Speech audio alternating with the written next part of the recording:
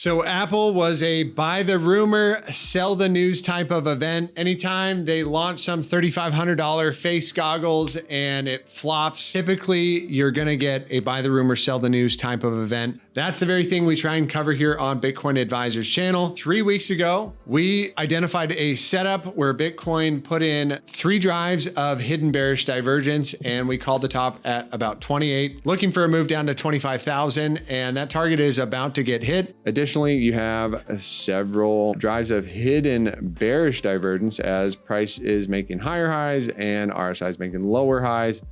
Is almost enough to put a nail in the coffin. Additionally, you have the stochastics exiting the critical zone back down to doggy town. I'm goosing the odds in the favors of the bears on the very same day. Called gold topping out a triple top, looking for a corrective move from $2,080 down to about $1,933. Target hit. Checking in on our gold rocks. Did the banks know something that we don't know? So where could we suspect a pullback? We confirm this as a local high. Yeah, I would call this is going to be a bull trap. Box of peace and prosperity. Above this green box, Bitcoin rallies. Below the green box, death and despair, and a greater target down. Looking for gold to come down to 1966 at a minimum. Lastly, Pepe coin, one of the parabolic blow-off tops we were looking for a massive correction on. All the targets were just hit. Pepe coin, we could be having an all-time short setup. Bearish divergence, it's going to be present on the 4 hour. So I would suspect we bounce a little bit off this green 55 and essentially bouncing up to this level, creating another lower high,